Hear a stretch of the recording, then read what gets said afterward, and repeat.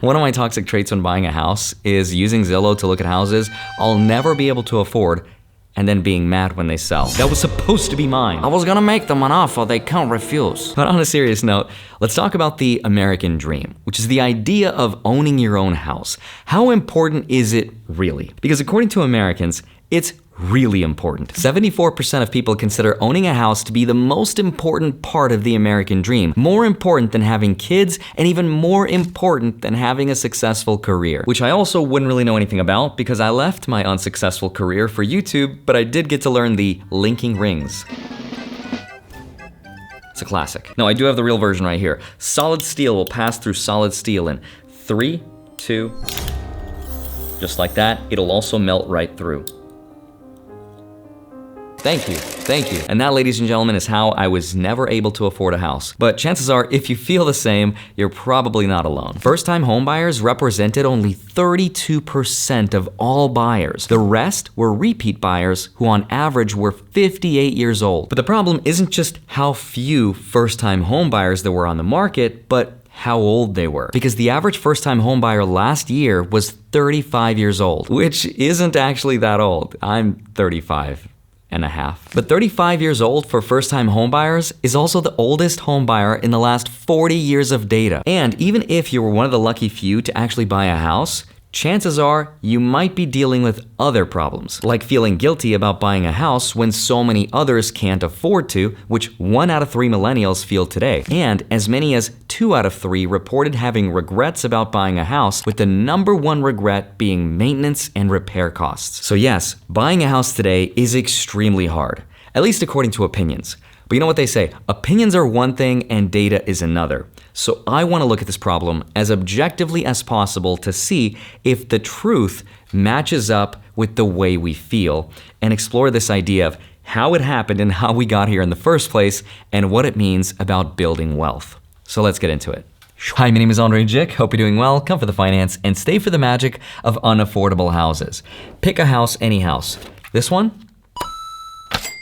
I'm sorry, that's unaffordable. We have another once-in-a-millennial lifetime financial crisis event. Now, supposedly, real estate alone has created 90% of the millionaires that exist today. Now, I don't know how true that statistic actually is, because apparently 73.6% of statistics are made up on the spot, which in and of itself is also probably made up. After all, there is a famous saying that says, there's 3 kinds of lies in this world: lies, more lies, and statistics. But I do want to show you the statistics that are provably true that help explain the situation that we're in today, because the truth is, I have no idea how many millionaires real estate has created, but I do know that most of the wealth that the middle class controls is thanks to the equity in real estate. If we look at the middle 60% of the US population in terms of wealth, the middle class, the bulk of the wealth held by that group is made up of the homes they live in.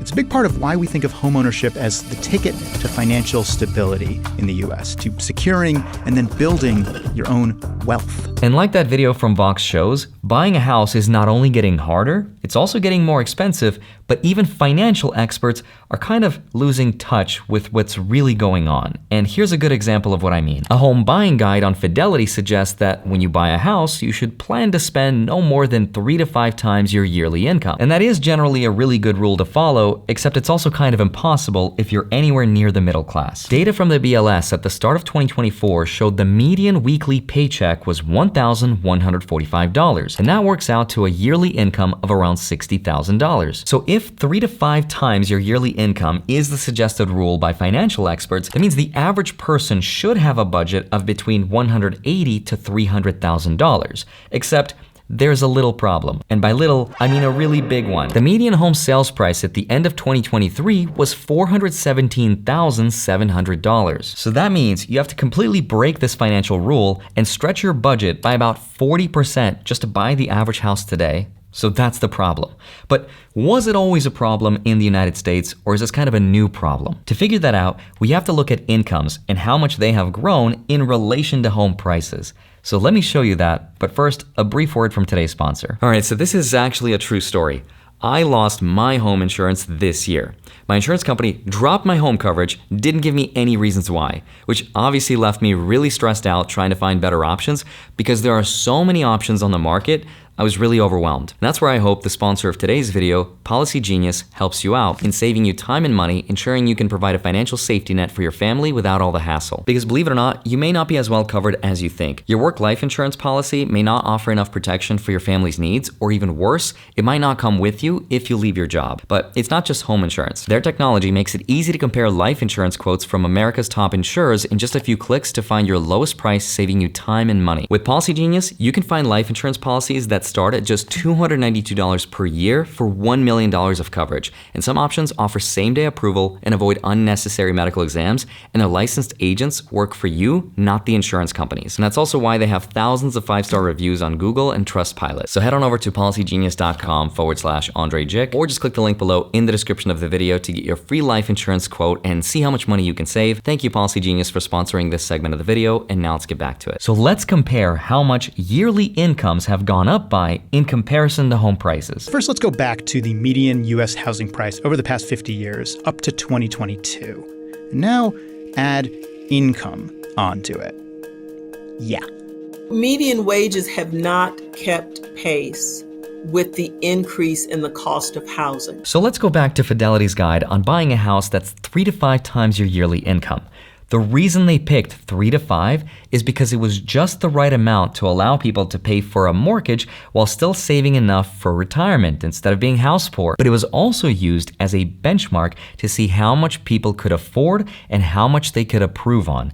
And in the 1970s and 80s, people did exactly that. In fact, straight out of high school, people could get a normal, full-time job and still afford the average house. Let's go back about 50 years and look at a couple whose household income is exactly the national U.S. median at that time. In 1972 money, about $10,000. They want to buy a house. The median U.S. home price at that time was about $29,000. That is about 3 times their income. But again, that was in the 1970s. Nowadays, not only is it harder to find a job that will pay into retirement like a pension plan, but it's also harder to keep a job for the next 50 years because the robots are coming to take our jobs. Now that's a side quest we'll have to play at some point. But the main point is that incomes have not kept up with home prices, which means that it's now impossible to follow the 3 to 5 price to income ratio. Now let's go 50 years forward and run those numbers for 2022. Median income, median home price.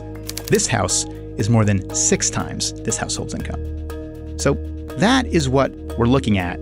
Except that graph was using the median household income, which means more than one income combined, and chances are, if you're alone, the average person is not making $75,000 a year. But fine, I'll give them that. Let's assume $75,000, and let's factor in that home prices are lower today than they used to be. That still leaves the average person with a budget of between $225,000 and $375,000, which is still lower than the average price of a house today. That's also why the gap between incomes and home prices used to look like this, but now they look like this. So again, incomes have not kept up with home prices. So the question is, how did houses become so expensive?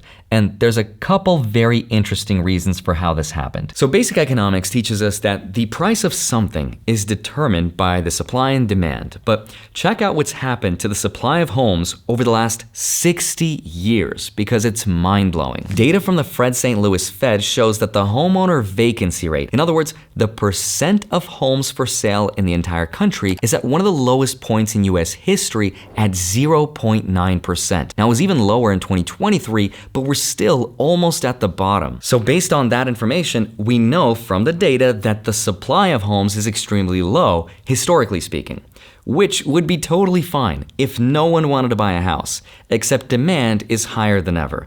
And we know this because we're on like season 7 of Selling Sunset. Americans love to buy their houses. We love our kitchen remodels. We love those wine racks and the display cases, which I love and I'll never be able to afford. And even data from Freddie Mac shows that we're short 3.8 million units for buying and for renting. And what's crazier still is the type of homes we need to be building more of, like the affordable starter homes, we are building less and less of. This chart splits all homes on the market in the US into tiers by price. So these are the lower cost homes and these are the higher cost homes, and it tracks over time what percentage of the market each tier represents. You can see that over the past few years, homes that cost less than $200,000 have made up less and less of what's available, and homes above $500,000 or even $1 million are representing a greater and greater share of what's for sale. So we're building more expensive houses, we're not building as many affordable houses, and how much less we're building is kind of sad, because we are building a fraction of what we used to build back when our parents were buying houses. In 2020, Freddie Mac found that only 65,000 new entry-level homes were built, which is just 1/5 of what we used to build back in the 70s and 80s. But the real reason why we've stopped building affordable homes is the dumbest self-inflicted reason ever.